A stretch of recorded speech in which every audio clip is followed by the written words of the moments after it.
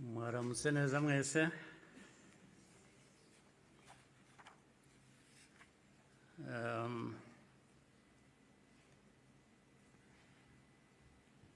Ngira ngo mpere ku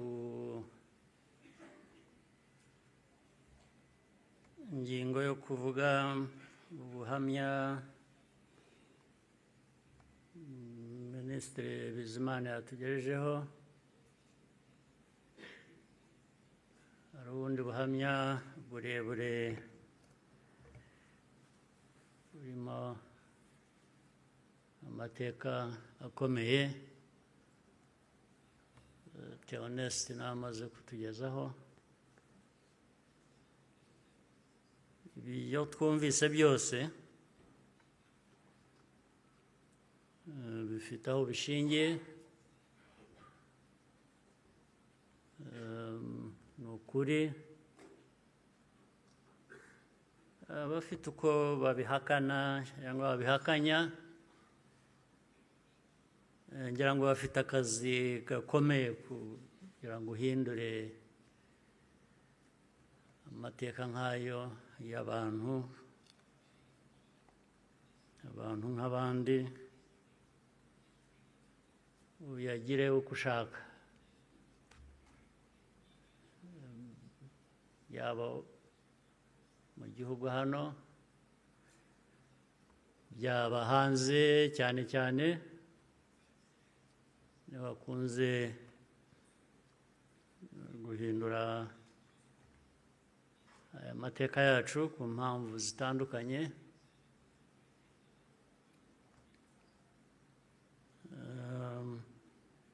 Ibi rero ngira ngo bafite ibyo bazahangana nabyo kugira ngo abantu bahindure amateka nk'aya bayavuga ukundi. Ariko icyo navuga nk'ibyo Theoneste yavuze,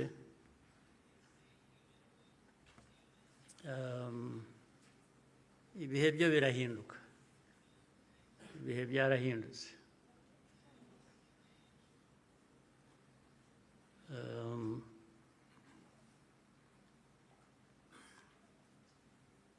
Nta uzongera gupfa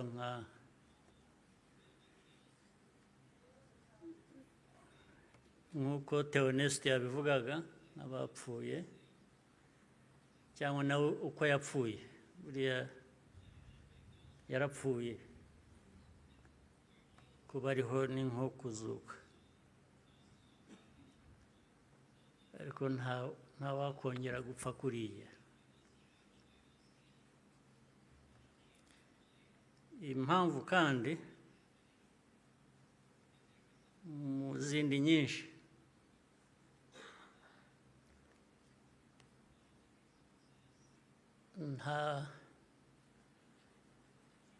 ntabwo wakwica umuntu kabiri.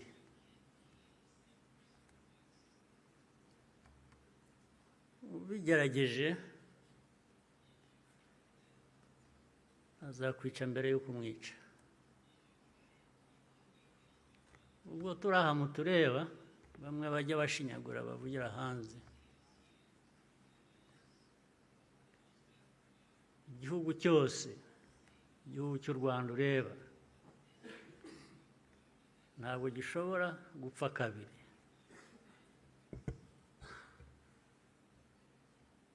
Mbere y'uko wakwica u Rwanda azakwica. Ntabwo wakwica abantu kabiri, ibibaho tureba aha, ntabwo twapfa kabiri.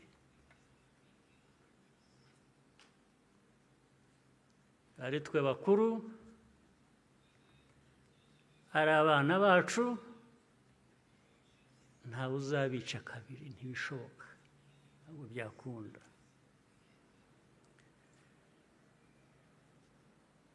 Tuzabaho nk'uko abantu bakwiriye kuba babaho, nk'uko abandi abo ari bo bose babaho, byanze bikunze. Ntawe twabisaba kubaho, ntawe.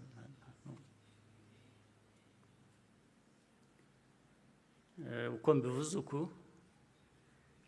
hari ababyumva ukundi cyangwa hari abazabisubiramo ukundi, ariko uko mbivuze ni uko nguko aba ariko mu gutwara.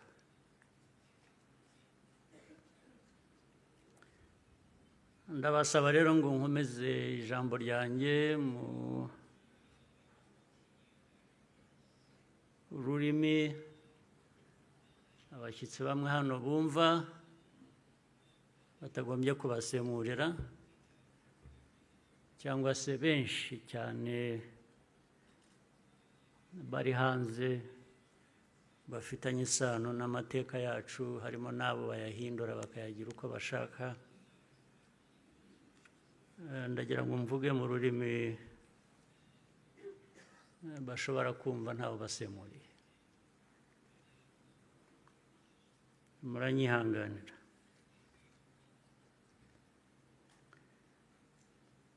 Today, we gather again in remembrance to everyone present and watching online. Thank you for joining us on this important day.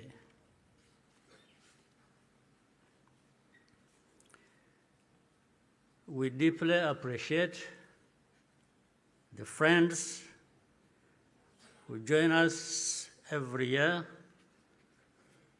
in person or in spirit without fail. I thank this survivor who has just spoken. These testimonies keep memory alive for all of us and for those who will follow us. Kwibuka carries profound meaning for our nation.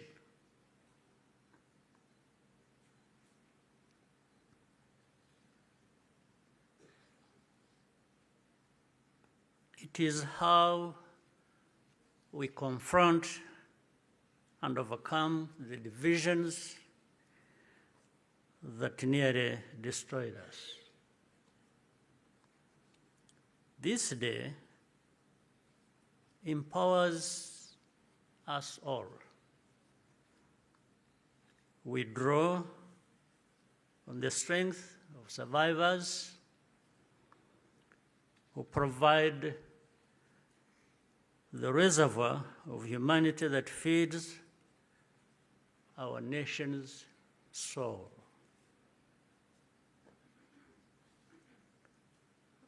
To all survivors,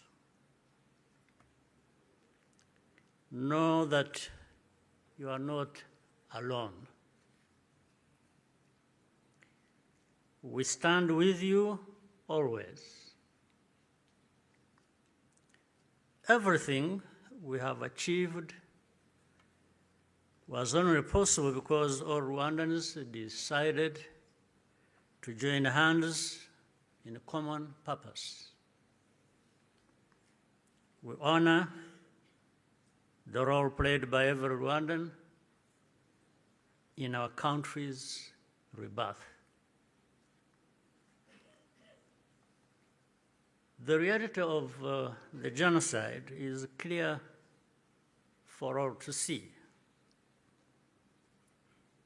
The ringleaders were convicted in international courts with rigorous evidence. The Gacaca process documented the course of the genocide in every single village and neighborhood in Rwanda. Over 50 million handwritten pages were produced during the 10 years of Gacaca.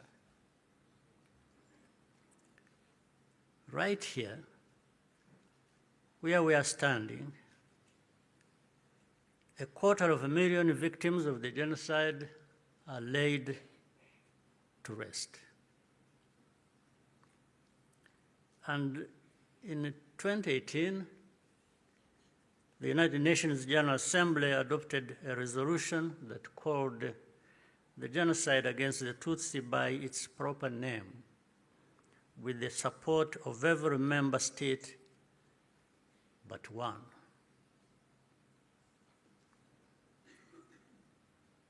The truth is undeniable, and yet we still find people sowing doubt and twisting the facts up to today. This is not just a matter of ignorance,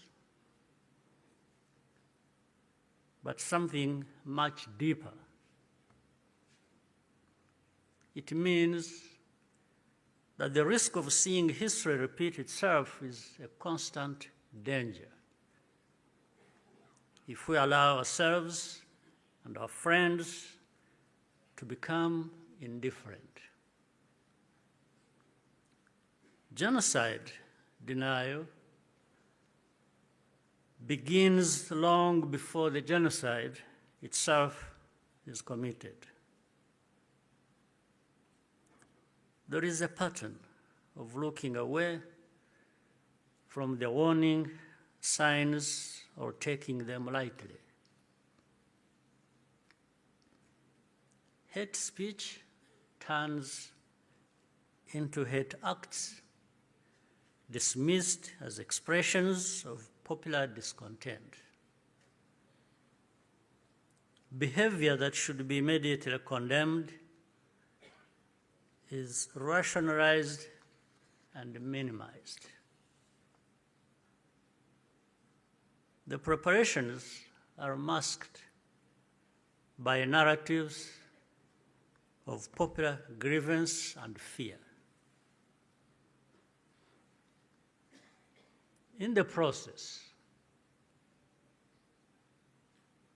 a moral equivalence is created between the targets of the genocide and the planners of it. All of these elements were present in our own story. There are some who pretend that the genocide against the Tutsi was a spontaneous event. That's not true. It was carefully prepared and carried out in plain sight.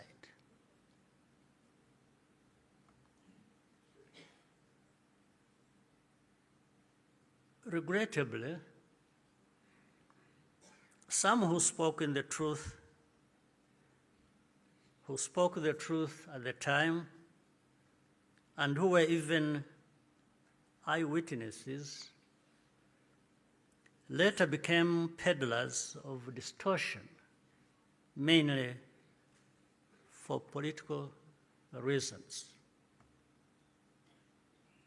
Militias were openly trained and indoctrinated in hate. Weapons were imported in large quantities, and Rwandans who opposed it were threatened or killed. Before 1994, communities were subjected to waves of smaller massacres meant to normalize the killing and also to measure the reaction of the wider world. And with only a few heroic exceptions, the world was unconcerned until it was too late. In the early 1960s, after countless Tutsis were killed or forced into exile, international voices such as Bertrand Russell, to name just one, described it as systematic extermination. The pattern continued in the 1980s and early 1990s. When Tutsi communities such as the Bagogwe in the northwest were targeted in organized attacks,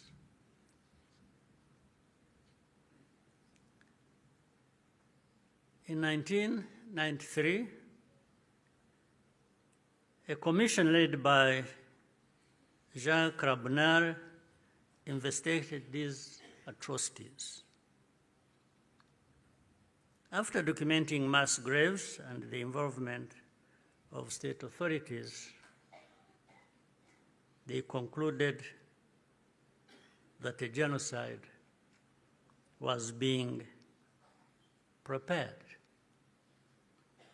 In the same year, the UN Special Rapporteur,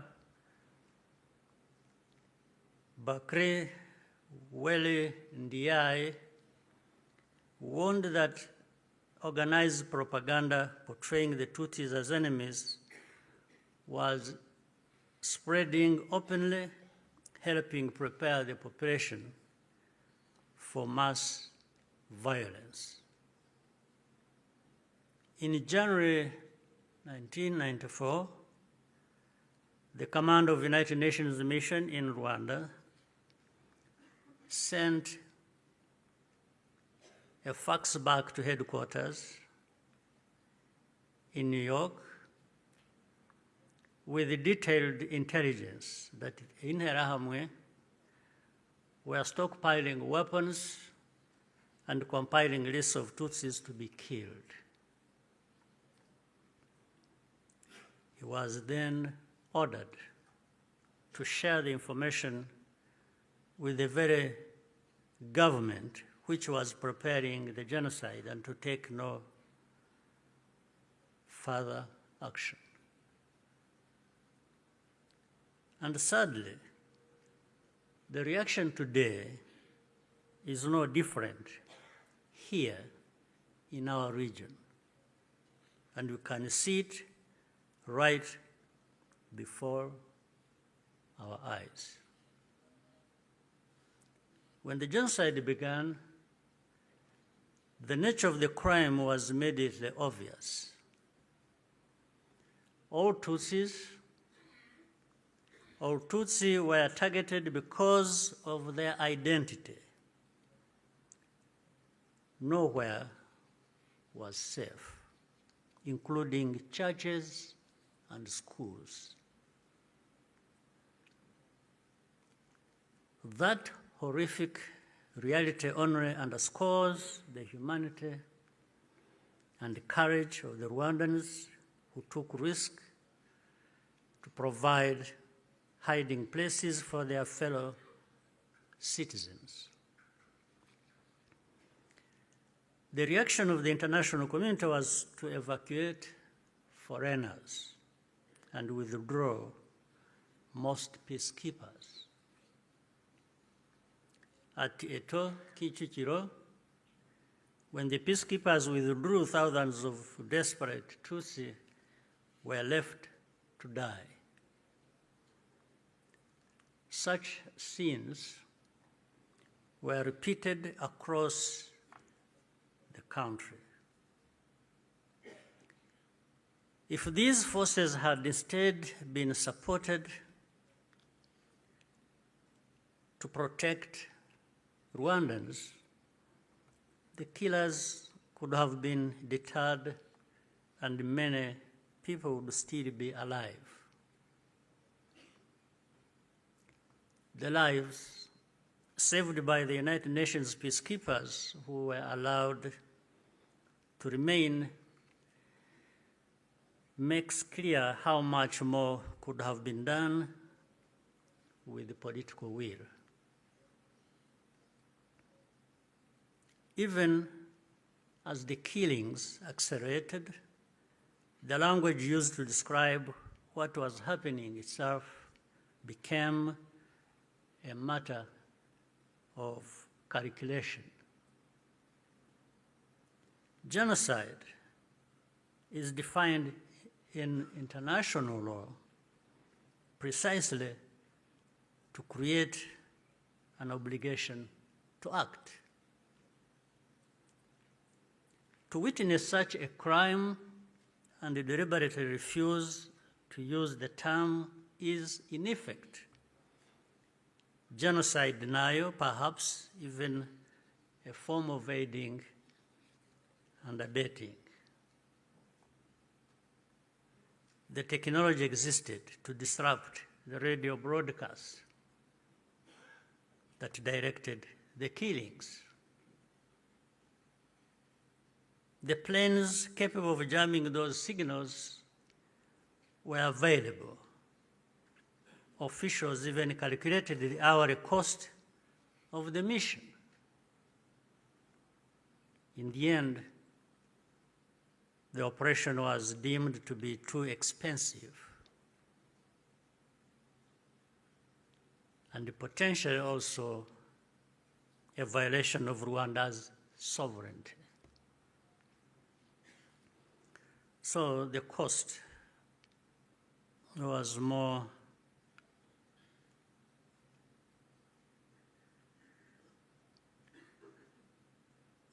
it became too expensive. It was more expensive, especially when in their minds, those lives are really worthless. So our lives were worth nothing. That's fine. For Rwandans, the lessons have been brutal.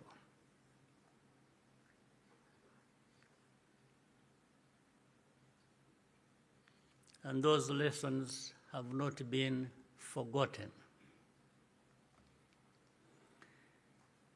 If our lives do not happen to align with someone else's interests, they are not worth saving. That's fine. And so it had to be the Rwandan Patriotic Army that led the campaign against the genocide and ended it. Our deepest source of grief was always that we could not arrive earlier. This is a simple truth of history, which many today still have reservations about acknowledging for reasons we do not and maybe will never understand.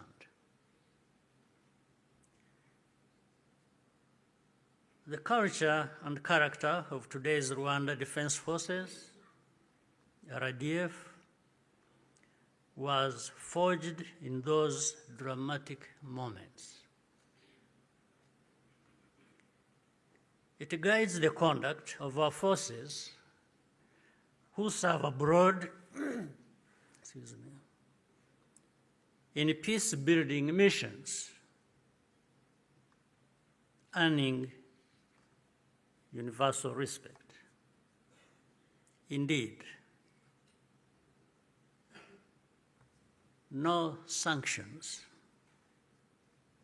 or insult from outside can ever tarnish the honor and integrity of Rwanda's defense and security forces, who are among the finest that can be found anywhere.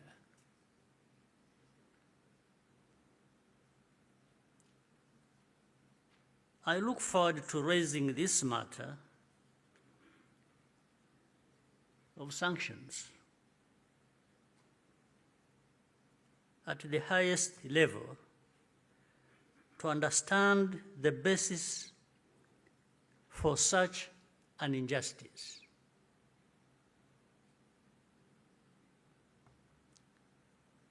Rwandans understand the cost of tolerating extremism, and our central security principle is to put the protection of civilians first. After the genocide, Rwandans chose to rebuild our country together. With that came a promise to never let the politics of genocide take root ever again. I tell you, genocide cannot happen here again. It won't happen.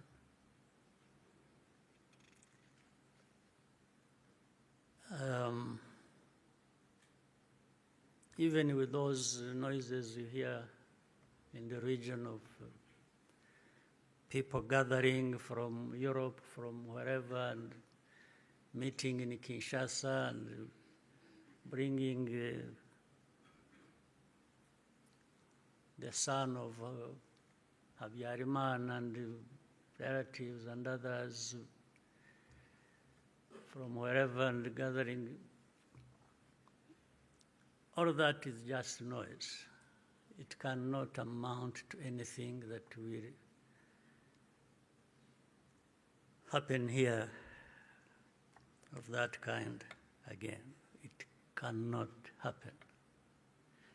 And I'm saying this not just as a person. And I'm just saying it because I know every Rwandan, young and old, is as determined and is saying so, like I'm saying now to you.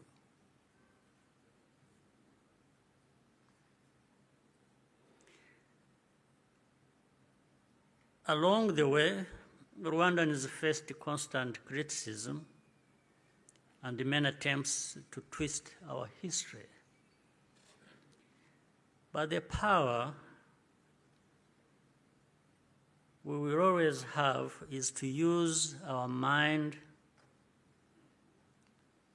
to see the truth, and our voices to speak up when something is not right. You can never silence us in whatever form. We must be clear about the dangers that remain.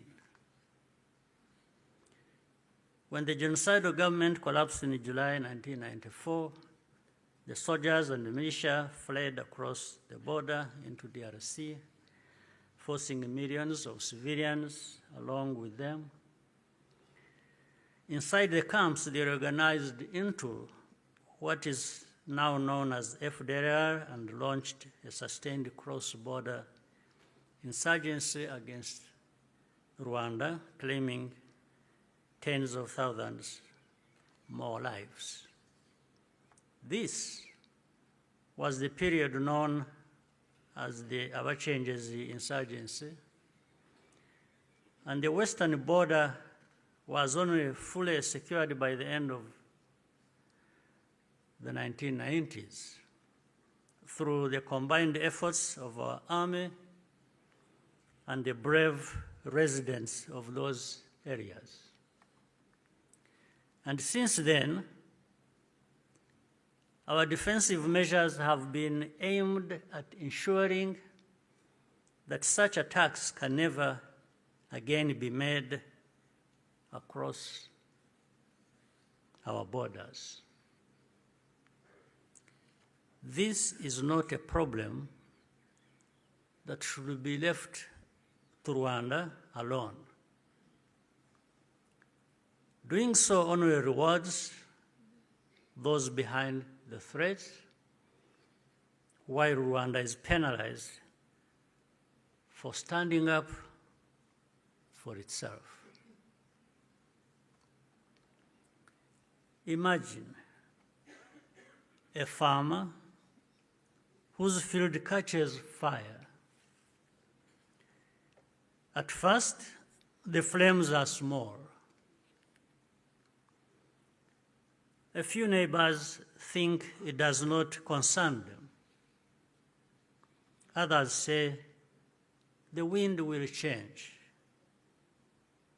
and the fire will die out on its own.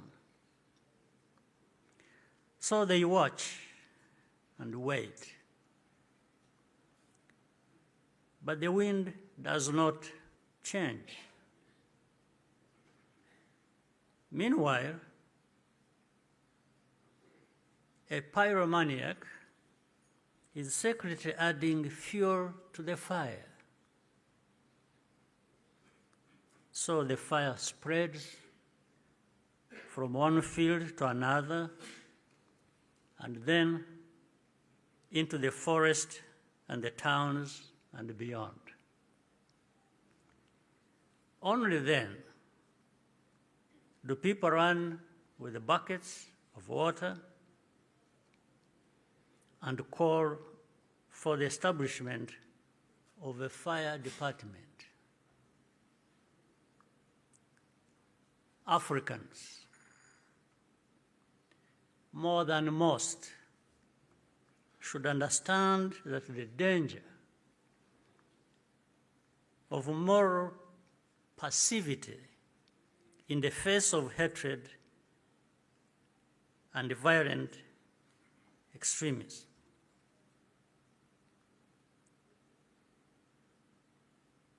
We should understand that danger, especially in the face of hatred and violent extremism. Africans, more than most, we must be reminded by all this history. Today, our continent accounts for the majority of the world's active conflicts. In 1994, Africa's collective institutions also failed to respond. I say this because the call for African sovereignty, legitimate and necessary as it is, must also mean that African institutions act decisively when Africans are at risk. Bad actors must not be allowed to hide behind the principle of sovereignty, to evade responsibility for abuses or deny citizens their rights. We cannot afford to repeat the mistakes of the past. Genocide ideology is still spreading in our region. Left unchecked, it has the power to take us all backwards again. There are those who claim that Rwanda